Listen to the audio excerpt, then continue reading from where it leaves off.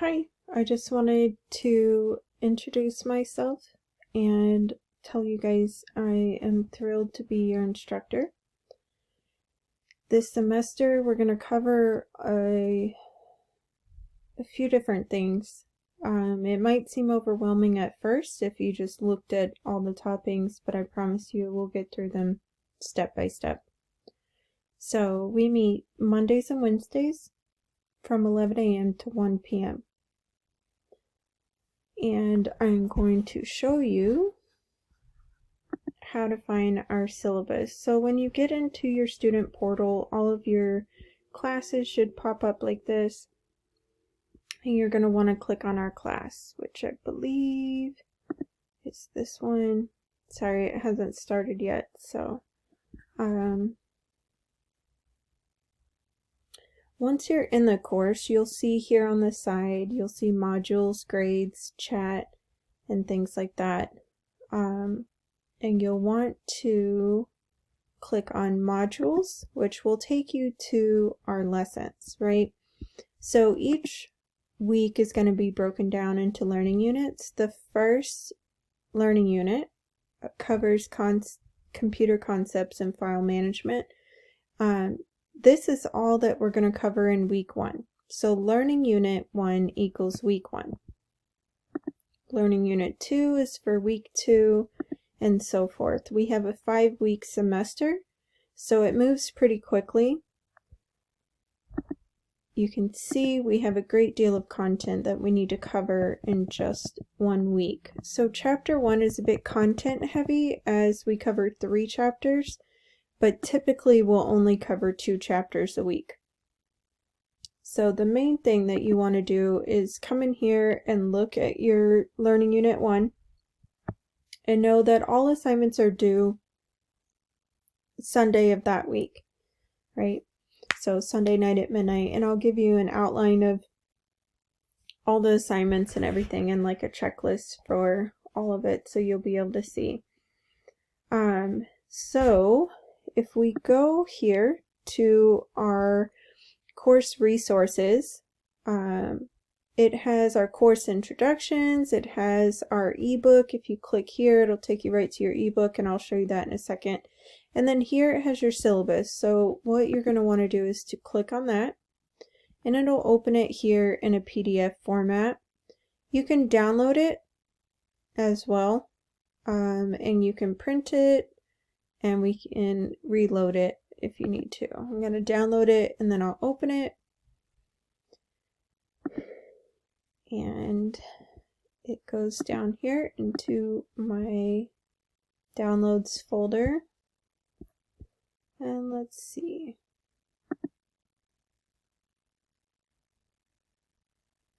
Let's see where it went to. Alright, and here it is. So what we are going to do now is we're going to look over the whole syllabus and cover it from top to bottom so you'll understand the course as a whole. And let's see.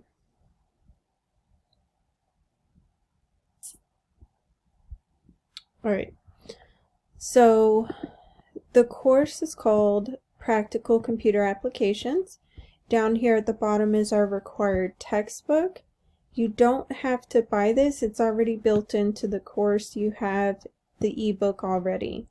If you wanted a physical copy of the book, all you have to do is copy this ISBN number, click Control-C for copy, and go here and you can paste it, and it'll bring it up. You can find it on Amazon for $139, and you can find other copies as well if you need to. But like I said, if you don't want a physical copy, then you don't have to worry about that because we've already gotten one built into the course. Alright, so now, okay.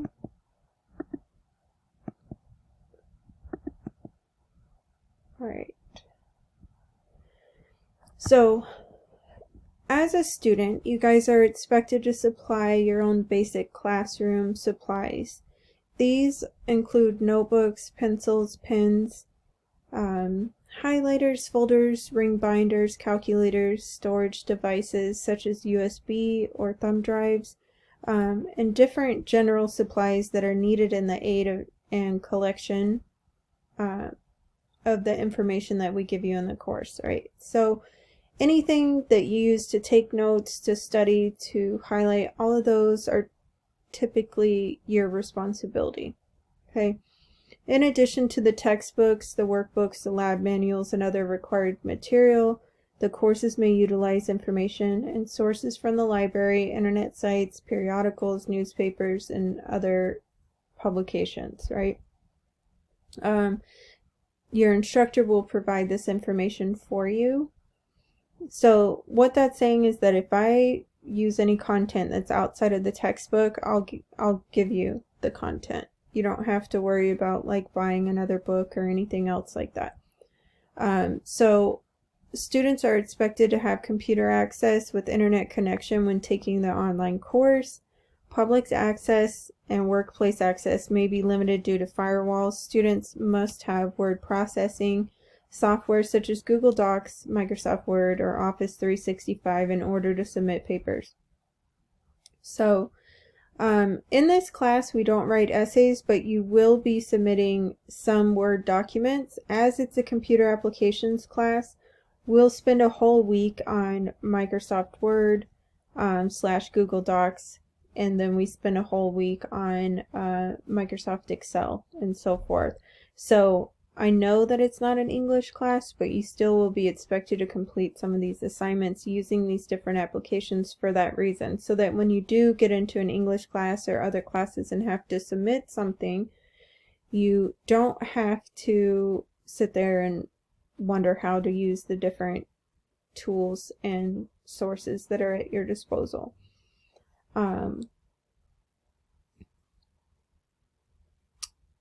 With that said, you don't have to have anything downloaded onto your computer. Your email is already a Gmail account, which means you automatically will have access to all of the Google Drive stuff. So you have Google Docs right here, you have Google Sheets, you have Google Slides, which is the same thing as PowerPoint. Google Sheets is the same thing as Microsoft Excel. So you have all of these free versions of the same thing right at your fingertips, so you don't have to worry about downloading anything else. The next thing that it covers is different methods and strategies of teaching. I'm going to use all types of things from lecture to demonstration, group projects. Sometimes we might have guest speakers. We'll have audio and visual presentations, and then internet activities, of course, because we're still in quarantine, and I don't believe we do anything that's simulated work experience in this class, but some of your other classes might.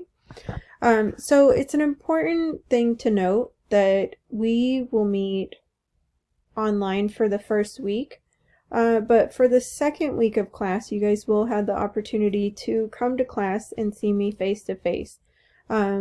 This hopefully will help ease some of you guys. I know that quarantine and virtual learning is hard in general, and trying to take a practical computer applications class completely virtually can be intimidating.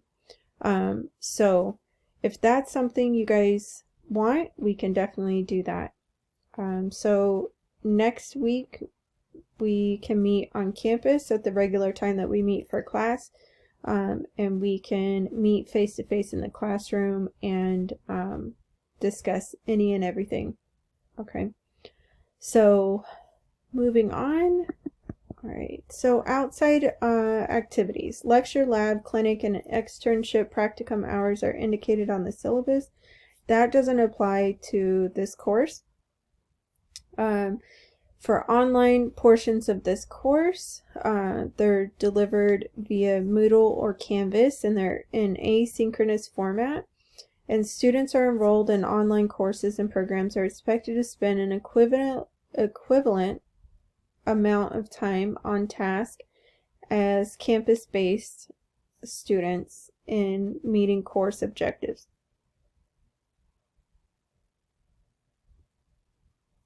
What that means is that you guys are expected to spend the same amount of time that we would if we were physically in class, right? So when we meet virtually, it's for the whole class period. And when we meet face-to-face, it would be for the whole class period, and same thing. If you were to study for a test, you would be studying for the exact same test that another student would take physically in class. So it should be equivalent time spent. Let's see. Okay, so your grade in this class is going to be broken down into 4 different areas. 30% of your grade is based off of homework and assignments. 20% of your grade is based off of quizzes and exams. 30% of your grade is based off of your project and your portfolio. And then lastly, 20% is based off of your discussion, your attendance, and your class participation. So discussion, attendance, and class participation is automatically 20% of your grade. So if you don't attend class or if you don't participate, you're automatically kicking 20% off of your overall grade, right? So that would mean that the highest that you would be able to get would be a B at most, right? So it's really crucial that you do the discussion board and attend class and participate, because it's really easy to bump your grade lower, and we definitely don't want that. And it's also important to note that attending class is not the only way that your attendance is calculated. There's also an automatic calculator that's tracking when you guys log in and for how long.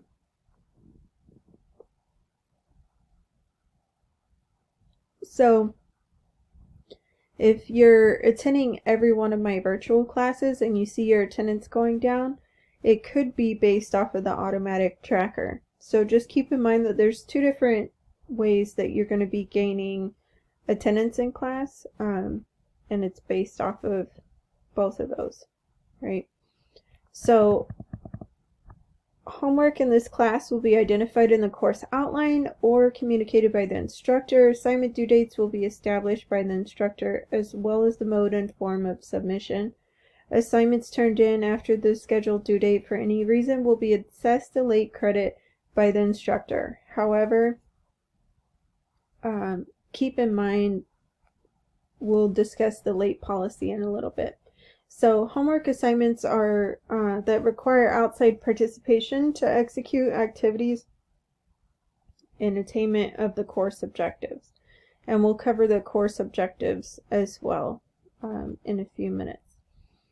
So courses are designed to be both formative and summative, and these assessments can be called either quizzes or exams, and they can be announced or unannounced. I typically don't do unannounced.